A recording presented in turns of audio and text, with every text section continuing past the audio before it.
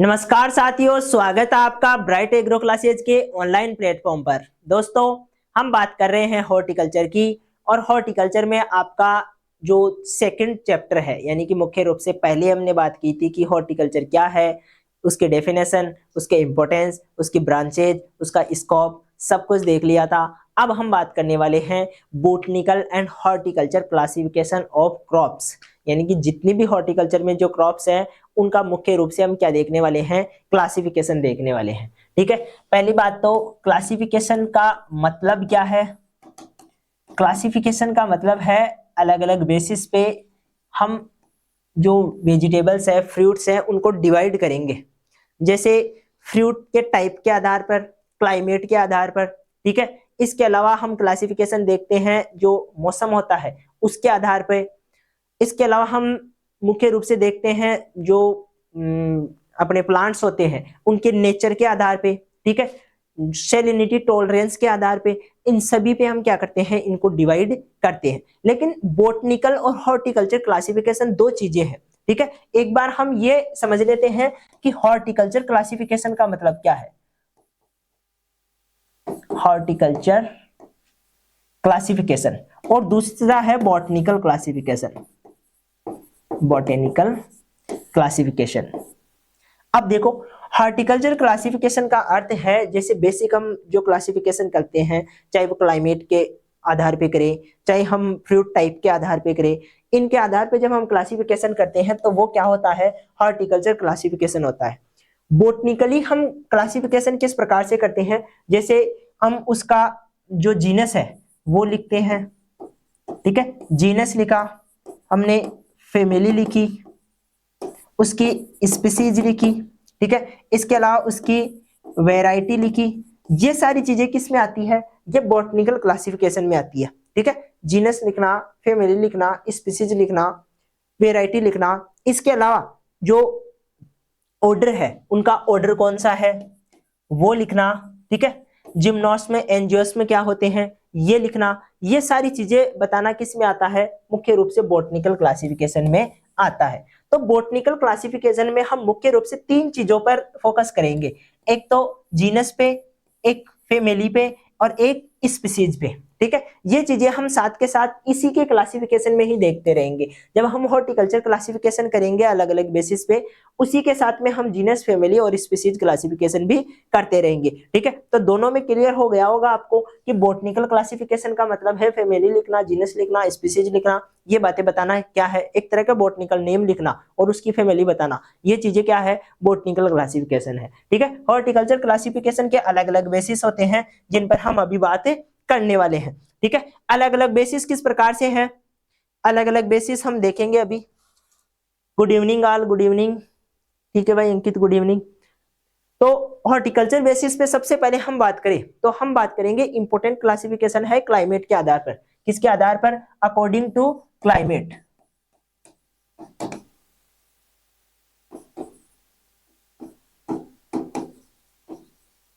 According to climate. अब India में यदि हम क्लाइमेट्स की बात करें तो तीन प्रकार की क्लाइमेट्स हमें देखने को मिलती है। ठीक है, पहले हम ये कहते हैं टेम्परेट। पहली क्लाइमेट किस प्रकार की है, टेम्परेट क्लाइमेट। ठीक है, इसके अलावा आपको देखने को मिलेगी सब ट्रॉपिकल। ठीक है, इसके अलावा आपको देखने को मिलेगी तीसरी चीज ट्रॉपिकल। क्या देखने को मिलेगी, ट्रॉपिकल।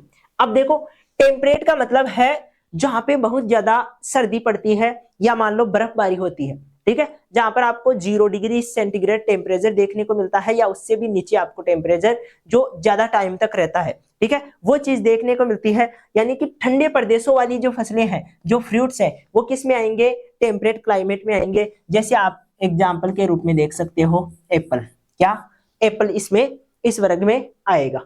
सब ट्रॉपिकल की बात करें तो ये वो वर्ग है जिसमें कम बरसात होती है, यानी कि रेनफॉल कम है। इसके अलावा वहां पर टेम्परेचर हाई है।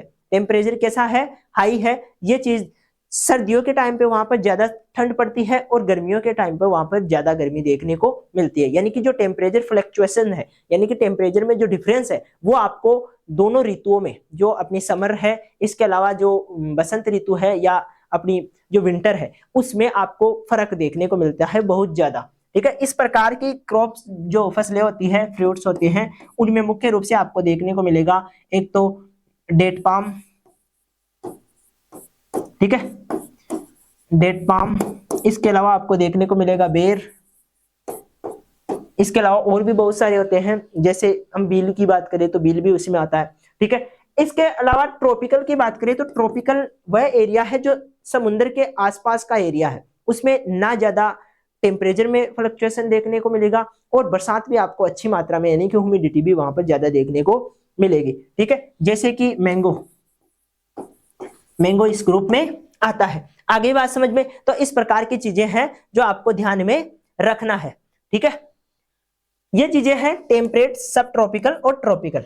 तो ये हमारा मेजर जो क्लासिफिकेशन हुआ वो किसके बेसिस पे हुआ, क्लाइमेट के बेसिस पे। ठीक है, एक आपको टॉलरेंस के आधार पे ध्यान रखना है, किसके आधार पर, tolerance, salinity tolerance, salinity tolerance. अब देखो पहली बात तो टॉलरेंस शब्द को समझ लो, यानी कि सहन करने की क्षमता। जब कोई पौधा या वृक्ष ऐसा है, कोई फ्रूट ऐसा है जहां पर सैलिनिटी तो है लेकिन उसका उस पौधे पर कोई प्रभाव नहीं पड़ रहा है, इफेक्ट नहीं आ रहा है, इस चीज को हम कहेंगे क्या, टॉलरेंस कहेंगे। यानी कि उसने उसको सहन कर लिया है, वो सैलिनिटी है उसने क्या कर लिया है, सहन कर लिया है। इसी के आधार पर हम क्या करेंगे, पौधों को 3 भागों में बांट देंगे, जो अपने फ्रूट्स है उनको 3 भागों में बांटेंगे। एक में हम कहेंगे टॉलरेंस, ठीक है, कुछ प्लांट ऐसे रहेंगे जो कैसे रहेंगे, टॉलरेंस रहेंगे, यानी कि पूर्ण रूप से क्या करेंगे, टॉलरेंट रहेंगे, किसी प्रकार का कोई फर्क नहीं पड़ेगा। ठीक है, दूसरे रहेंगे स्लाइटली या मॉडरेट, मॉडरेट टॉलरेंट। ठीक है, दूसरे कैसे रहेंगे, मॉडरेट, मॉडरेट टॉलरेंट। और तीसरा जो ग्रुप देखने को मिलेगा वो है सेंसिटिव, सेंसिटिव। ठीक है, इस प्रकार की चीजें हैं, ये तीनों में आपको ध्यान में रखना है। यदि टॉलरेंस की बात करें तो अगेन डेट पाम इसका बेस्ट एग्जांपल है। ठीक है, मॉडरेट की बात करें तो आपको बील, बेर इसमें देखने को मिलेगा। और जो सेंसिटिव है उनमें आपको मुख्य रूप से लीची देखने को मिलेगा, ब्लैकबेरी देखने को मिलेगा। ये चीजें कैसी है, सेंसिटिव है, किसके प्रति, सैलिनिटी के प्रति। ठीक है, ये बातें आपको ध्यान में रखनी है। इसके अलावा जो क्लासिफिकेशन होता है वो बेसिक क्लासिफिकेशन है, जैसे कुछ प्लांट श्रब्स के रूप में होते हैं, कुछ जो हब्स होती है वैसे होते हैं, कुछ वुडी प्लांट होते हैं तो प्लांट के आधार पे भी बांटते हैं। इसके अलावा आपको फ्रूट टाइप के आधार पे, जैसे ब्लास्टुला आपने नाम सुना होगा, सरस जो बेरी होती है वो आपने नाम सुना होगा। ठीक है, इसके अलावा प्लेसेंटा होता है, ये सारी चीजें क्या होती है, फ्रूट टाइप में होती है। आगे बात समझ में, इस प्रकार के जो क्लासिफिकेशन है उसको भी हम देखेंगे। ठीक है, अब हम बात करते हैं जो क्लासिफिकेशन का मेन बेसिस है। मुख्य रूप से ये चीजें तो आपको हॉर्टिकल्चर में बेसिक चीजें हैं, ये तो आपको देखने को मिलेगी ही। बोटनिकल क्लासिफिकेशन में आपको 3 चीजों का ध्यान रखना है। एक तो हम फैमिली के आधार पे देखेंगे, ठीक है, इसमें आपको एक तो फैमिली ध्यान रखनी है। दूसरा आप उसमें जो हम, क्योंकि 2 चीजें होती है, जब हम बोटनिकल नेम लिखते हैं तो बोटनिकल नेम में हम 2 चीजें, जैसे मेंजीफेरा इंडिका है तो ये मैंगो का बोटनिकल नेम है, मेंजीफेरा इंडिका में मेंजीफेरा, जो मेंजीफेरा है वो आपको देखने को मिलेगा जीनस के रूप में। ठीक है, और जो इंडिका है, इंडिका है ये आपको देखने को मिलेगा स्पीसीज के रूप में। इसका मतलब है कि यदि हम फैमिली याद कर ले उसके बाद में बॉटनिकल नेम याद कर ले तो दोनों चीजें हमको याद हो जाएगी, उसका जो जीनस है वो भी याद हो जाएगा और स्पीसीज भी हमें बॉटनिकल नेम में ही दिखाई दे जाएगी। इसका मतलब तीनों चीजें हमें याद हो जाएगी। ठीक है, इस प्रकार से आपको बॉटनिकल नेम का ध्यान रखना है।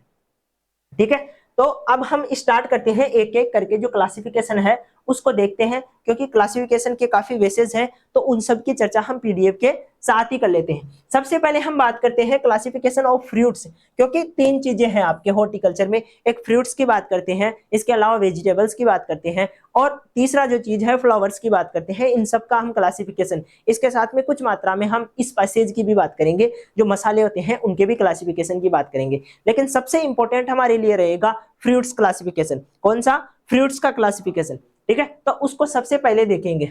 Growth according to nature, nature के हिसाब से हम कहेंगे ऐसे प्लांट्स जो ब्रांच्ड होते हैं, यानी कि उनमें आपको स्टेम नहीं देखने को मिलता है, सिर्फ ब्रांचेज होती है, जैसे बनाना, जैसे क्या, बनाना, पाइनएप्पल, स्ट्रॉबेरी, इस प्रकार की ब्रांचेज होती है, इनमें स्टेम नहीं देखने को मिलता है। इसके अलावा श्रब्स क्या होती है, एक तरह की झाड़ियां होती है, इनमें तना होता है लेकिन मेन तना नहीं होता है। ये बहुत सारी इस प्रकार की जो है एक गुच्छे की संरचना किसी होती है। नॉर्मली हम झाड़ियां देखते हैं, जो छोटा प्लांट होता है, हाइट ज्यादा नहीं होती है इनकी, छोटा प्लांट होता है और मुख्य तना नहीं होता है, जो तने बहुत सारे दिखाई देते हैं। ठीक है, इस प्रकार की जो संरचना होती है उसको सर्बी या श्रब्स बोलते हैं।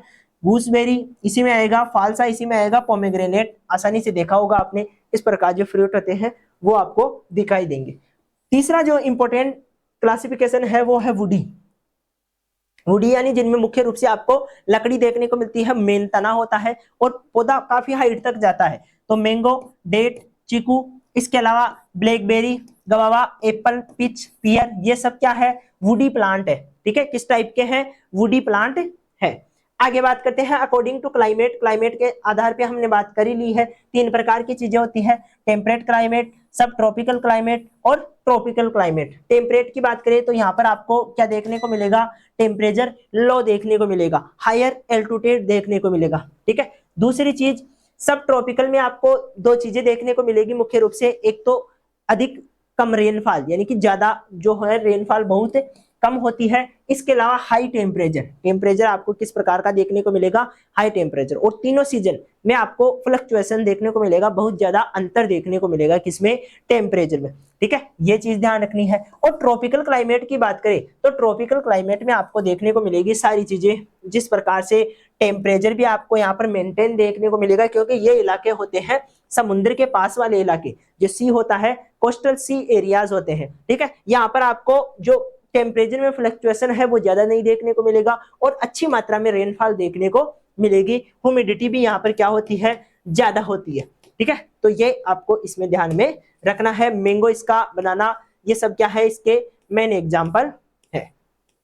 इसके बाद में इंपॉर्टेंट क्लासिफिकेशन आ जाता है, जो हम ये कहते हैं कंटिन्यूएशन ऑफ ग्रोथ, ग्रोथ के आधार पर, यानी कि एक तो कंटिन्यू ग्रोथ होती है और एवरग्रीन होते हैं, यानी कि हमेशा हरे रहने वाले पौधे। इसके अलावा जो पतझड़ बोलते हैं, पतझड़ का मतलब एक सीजन ऐसा रहता है जिसमें बिल्कुल पत्ते आते ही नहीं है। जैसे जब हम जम्मू कश्मीर की बात करें तो वहां पर पहाड़ी इलाके हैं और जो हायर एल्टीट्यूड होने के कारण वहां पर आपको अधिक ठंडा एनवायरमेंट देखने को मिलेगा और सर्दियों के टाइम पे तो वहां पर बर्फबारी चलती ही रहती है, बर्फ गिरती रहती है। तो उस टाइम पे पौधों में क्या होता है, वहां के पौधे सिर्फ शाखाएं होती है, उसमें पत्तियां होती ही नहीं है, पत्तियां और फूल फल कुछ नहीं लगेंगे, सिर्फ शाखाएं रहेगी और वो डंठलों की तरह खड़ी रहेगी और पूरा 3-4 महीने तक ऐसा ही रहेगा। तो इस प्रकार के जो प्लांट होते हैं उनको जो डेसिडस प्लांट तथा एवरग्रीन प्लांट ऐसे प्लांट होते हैं जिनमें आपको कंटिन्यू ग्रोथ देखने को मिलती है।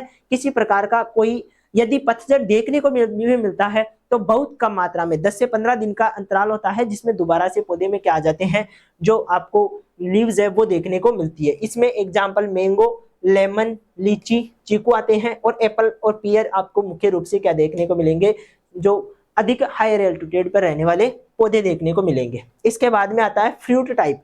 किसके आधार पर, फ्रूट टाइप। अब देखो फ्रूट टाइप के, क्योंकि यहाँ से क्वेश्चन बहुत ज्यादा पूछे जाते हैं। ठीक है, छोटे क्वेश्चन आते हैं यहाँ से। छोटे क्वेश्चन कैसे कि पॉम टाइप किसका होता है, फ्रूट टाइप पॉम किसका होता है, इसके अलावा ब्लास्टुला किसका होता है, सिंपल फ्रूट या जिसे हम बेरी कहते हैं ये किस किस में होता है, हेस्पेरिडियस किस में होता है। तो इन सब की हम चर्चा करने वाले हैं और ये किस प्रकार के जो फ्रूट टाइप है उनको भी हम देखेंगे। ठीक है, सबसे पहले पॉम फ्रूट कौन से होते हैं। ठीक है, पॉम फ्रूट के लिए हम ये कहते हैं ये रियल फ्रूट नहीं होते हैं। ठीक है, ये क्या नहीं होते हैं, रियल में फ्रूट नहीं होते हैं, ये आभासी, जो हम ये कहते हैं स्यूडो फ्रूट्स होते हैं। ठीक है, तो इनको ध्यान रखना है।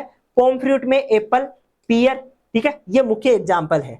इसके अलावा ड्रुप, ड्रुप में आपको पोटैटो, एप्रिकॉट, पिच ये देखने को मिलेगा, आलमंड देखने को मिलेगा, मैंगो देखने को मिलेगा, कोकोनट देखने को मिलेगा और बेरी, ये इंपॉर्टेंट एग्जाम्पल है जो आपको ड्रिप में लिखने हैं। ठीक है, सिंपल फ्रूट्स जिनको हम बेरी बोलते हैं, ये बिल्कुल साधारण सिंपल गोल से होते हैं। ठीक है, जैसे ग्रेप्स में, बनाना में, पपाया में, डेट्स में, चीकू में, इन सब में क्या देखने को मिलेगा, आपको सिंपल फ्रूट देखने को मिलेंगे। इसके अलावा हेस्पेरिडियस, हेस्पेरिडियस क्या होता है, आपको इसमें जो फ्रूट टाइप देखने को मिलेगा वो इस प्रकार का होगा कि उनमें आपको रोम मिलेंगे। रोम का मतलब जूसी हेयर मिलेंगे, ठीक है। क्या होते हैं? जूसी हेयर, उनमें रस होता है और हेयर के रूप में आपको देखने को मिलेगा। जनरली आपने नींबू वर्गीय फल देखे होंगे, उन सब में आपको हेस्पेरिडियस जो है फ्रूट टाइप देखने को मिलता है। जनरली आपने ऑरेंज भी देखी होगी, उसमें भी ये चीजें दिखाई देती है। इसके अलावा सोरोसिस, सोरोसिस आपको पाइनएप्पल में देखने को मिलेगा। इंपॉर्टेंट एग्जांपल है, ध्यान रखना है, ठीक है। आगे चलते हैं। नट, नट आपको किस में देखने को मिलेगा? लीची में देखने को मिलेगा, ठीक है। इसके अलावा कैप्सूल आंवला में देखने को मिलेगा। एग्रीगेट्स फ्रूट, एग्रीगेट्स फ्रूट का मतलब है छोटे छोटे फ्रूट मिलकर एक समूह में रहते हैं, यानी ग्रुप बना के रहते हैं। इस प्रकार के जो फ्रूट है वो आपको मुख्य रूप से स्ट्रॉबेरी में, रसबेरी में, ब्लैकबेरी में, इनमें देखने को मिलेगा। सभी बेरीज में कौन सा देखने को मिलेगा? एग्रीगेट्स।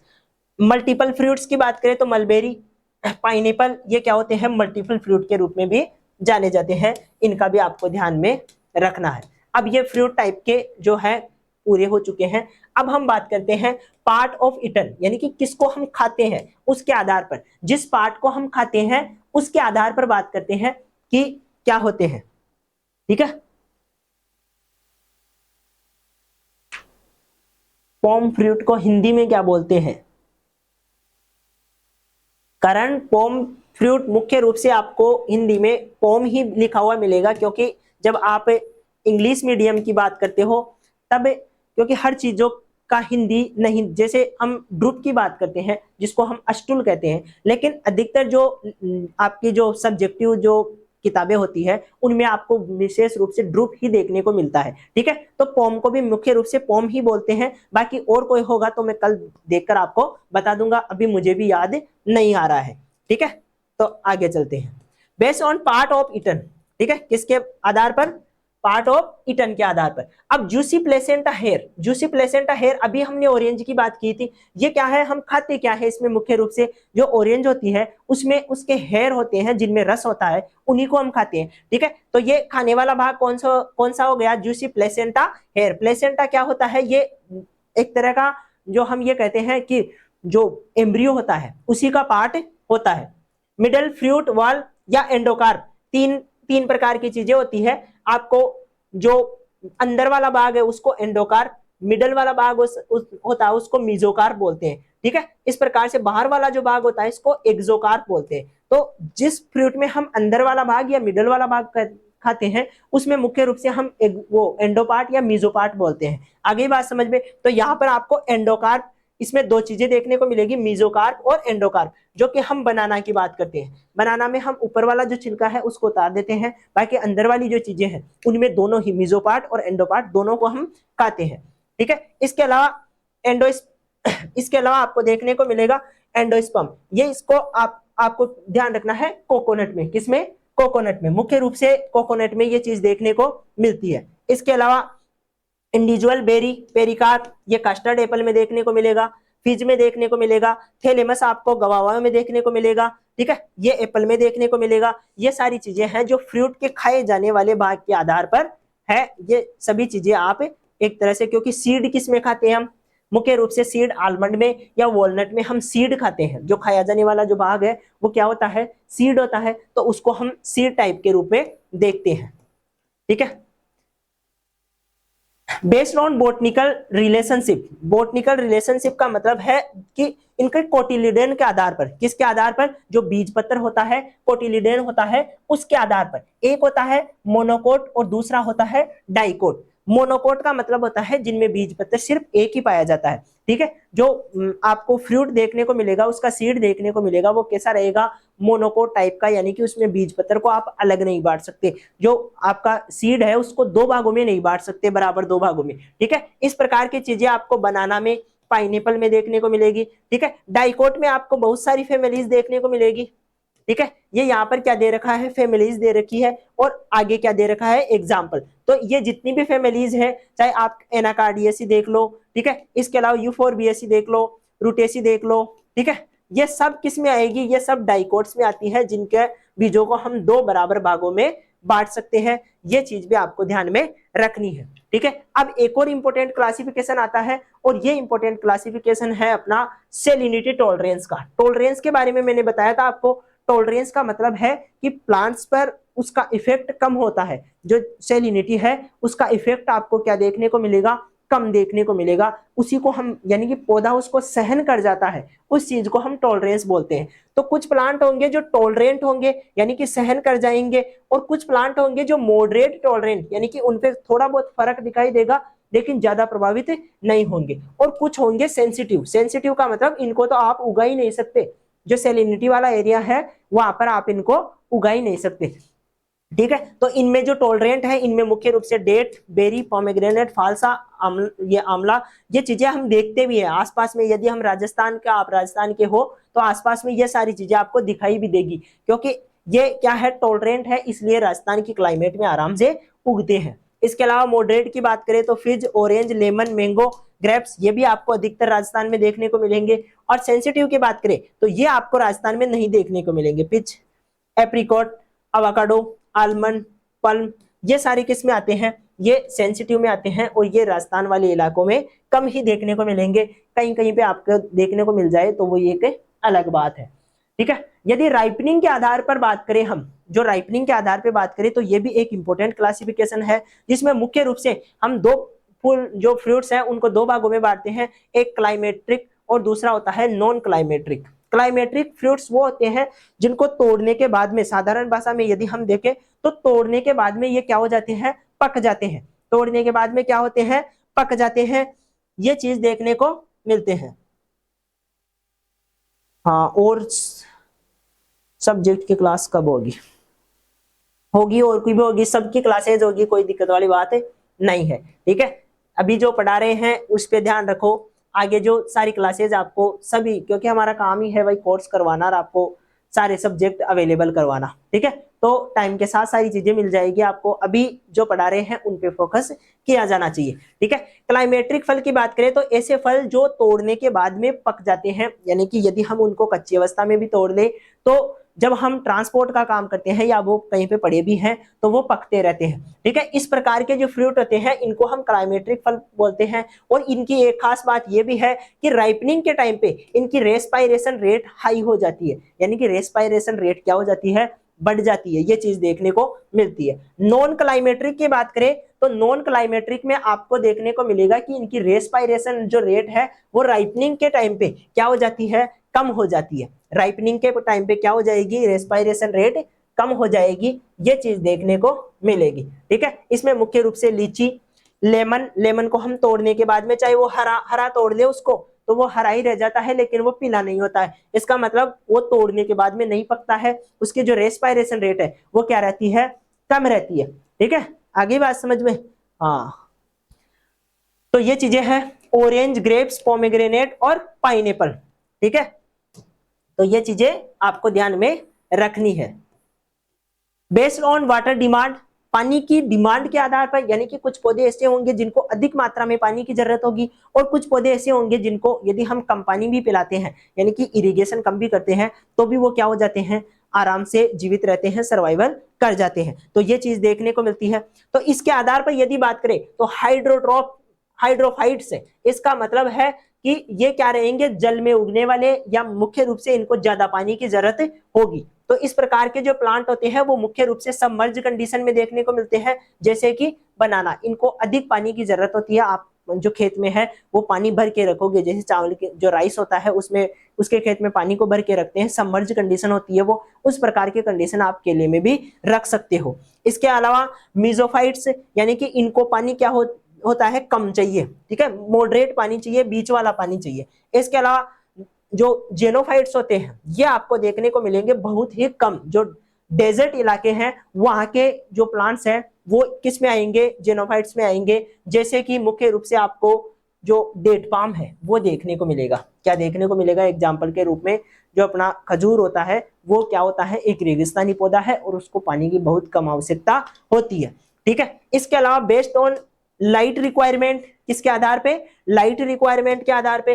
तो लाइट रिक्वायरमेंट के आधार पे आप बात करो तो आपको ऐसे प्लांट्स देखने को मिलेंगे जिनको दिन में धूप की बहुत ज्यादा जरूरत होती है, उनको ओपन सनलाइट चाहिए, ठीक है, सनलाइट के बिना वो फ्लावरिंग नहीं हो पाती है उनमें। तो इस प्रकार को जो प्लांट्स होते हैं उनको हम हेलियोफाइट्स कहते हैं।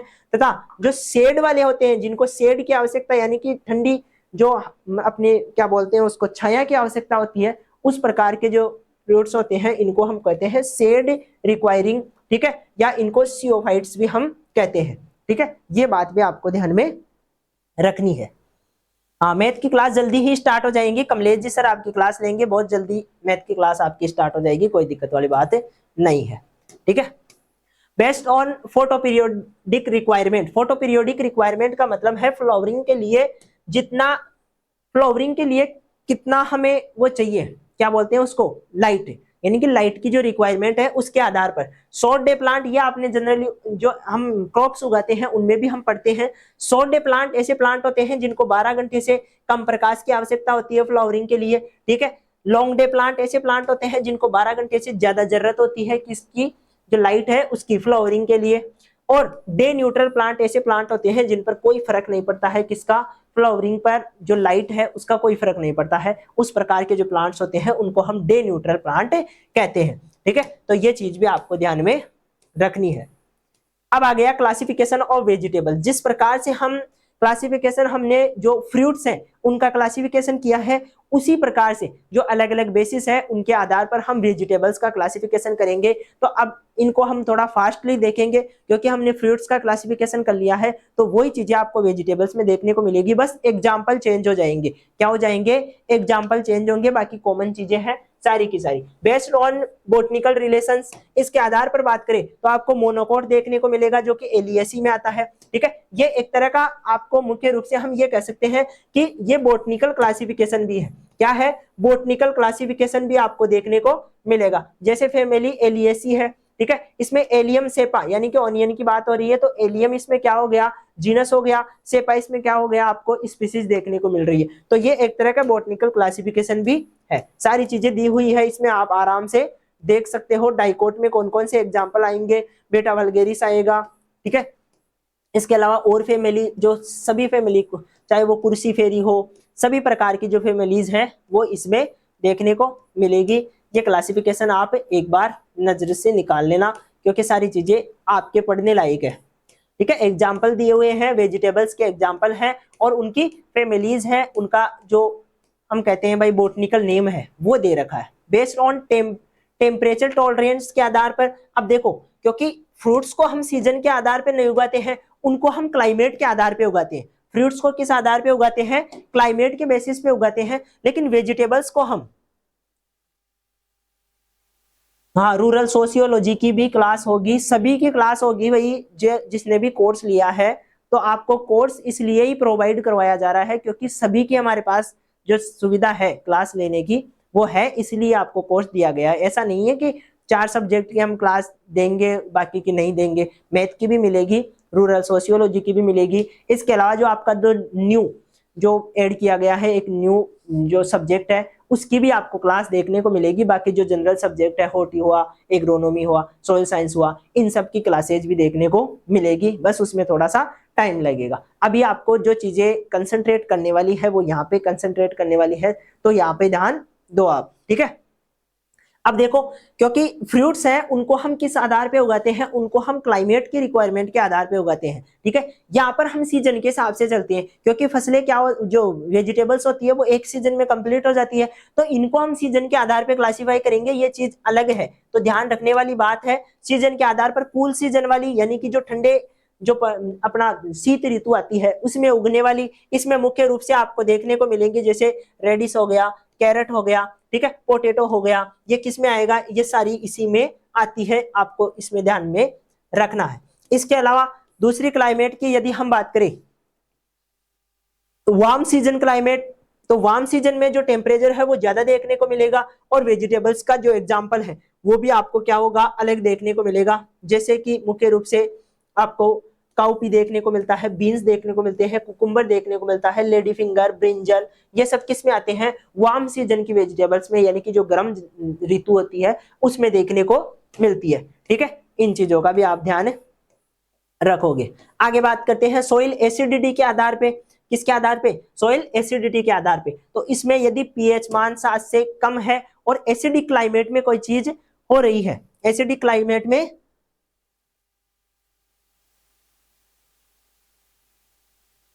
कोई एसिडिक क्लाइमेट में कुछ हो रहा है तो वो चीजें भी आपको देखने को मिलेगी। 7 से कम होने पर आपको हम ये कहेंगे कि एसिड क्लास है, वो हम कहेंगे कि एसिडिक माहौल है, नेचर है, ठीक है। इसके अलावा यदि 7 से ज्यादा पीएच मान रहता है तो वो एल्केलाइन नेचर हो जाता है, ठीक है। तो एसिडिक जो होती है वो मुख्य रूप से एसिड टॉलरेंट, क्योंकि वेजिटेबल्स क्या होती है, मुख्य रूप से एसिड में उगाई जाती है। तो एसिड टॉलरेंट जो वेजिटेबल्स होती है उनके एग्जाम्पल यहाँ पर आपको देखने को मिलेंगे। इनको भी हम उसी प्रकार टॉलरेंट और कुछ मात्रा में अनसुटेबल रहती है, कल्टीवेशन नहीं हो पाता है, उस प्रकार से क्लासिफिकेशन दिया गया है। बेस्ड ऑन पार्ट ईटन, खाए जाने वाले जो भाग के आधार पर ये चीजें आप देख लोगे, वो चीजें हमने पहले कंप्लीट करवा दी है। मेथड ऑफ जो रेजिंग है उसके आधार पर कुछ वेजिटेबल्स होती है जिनका हम क्या करते हैं, डायरेक्ट सीड सोविंग करते हैं, और कुछ वेजिटेबल्स होती हैं जिनकी हम ट्रांसप्लांटिंग करते हैं। तो उनके एग्जाम्पल दिए हुए हैं, डायरेक्ट सोवन वाली और रेड जो ट्रांसप्लांट है, दोनों प्रकार के आपको क्या देखने को मिलेंगे, एग्जाम्पल देखने को मिलेंगे। इसके आधार, इसी के आगे जो फ्लावर है उसका क्लासिफिकेशन दे रखा है सीजन के आधार पर, समर सीजन के, जो विंटर सीजन है उसके सारे दे रखे हैं। पर्पज और ग्रोविंग, ग्रोविंग के उगाने के आधार पर किस, जो हमारा उद्देश्य क्या है उगाने का, हम गार्डनिंग के लिए उगा रहे हैं या बेचने के लिए उगा रहे हैं। नेचर ऑफ ग्रोथ, ग्रोथ के आधार पर ये सारी चीजें दी गई है जो आपको देखने को मिलेगी पीडीएफ में, ठीक है। Based on ability of grow, ठीक है। ये सारी चीजें आपको, और स्पाइसेज का क्लासिफिकेशन भी दे रखा है। इसमें भी आपको एनल यानी कि एक वर्ष में उगने वाली, एक सीजन में उगने वाली, बाइएनल, पेरेनियल, ये सारी चीजें आपको देखने को मिलेगी। और ये ग्रोथ बिहेवियर के आधार पे और इंपॉर्टेंस के आधार पे, इसके अलावा पार्ट यूज के आधार पे, स्पाइसेज का जो कौन सा पार्ट है वो हम यूज करते हैं, इसके आधार पर भी क्या दे रखा है, आपको क्लासिफिकेशन दे रखा है। तो सारी चीजें वही है जो मैंने आपको बता दी है। ये आपका नेक्स्ट टॉपिक रहेगा जिसमें हम डिस्कशन करेंगे। यहाँ तक की चीजें हमने डिस्कस कर ली है। इसका मतलब ये है कि हॉर्टिकल्चर में 4 चीजें होती है, एक फ्रूट्स होते हैं, वेजिटेबल्स होती है, इसके अलावा आपको देखने को मिलता है फ्लावर और जो स्पाइसेज। इन चारों का ही क्लासिफिकेशन अलग अलग से दे रखा है। हमने अच्छे से डिस्कस किया है फ्रूट्स वाले क्लासिफिकेशन को, ठीक है। फ्रूट्स के बेसिस पे ही सारे क्लासिफिकेशन दे रखे हैं, ठीक है। तो उनको आप आराम से पढ़ सकते हो और अपने अपने नोट्स तैयार कर सकते हो, ठीक है। क्लासिफिकेशन में से क्वेश्चन आता है, बड़ा चैप्टर है, तो अच्छे से आप इसको पढ़ोगे। अब मिलेंगे हम नेक्स्ट क्लास, जो कि हमारी रिक्वायरमेंट वाली रहेगी कि सॉइल की क्या रिक्वायरमेंट है, क्लाइमेट की क्या रिक्वायरमेंट है हॉर्टिकल्चर क्रॉप्स के लिए, उसको हम डिस्कस करेंगे। तब तक के लिए धन्यवाद।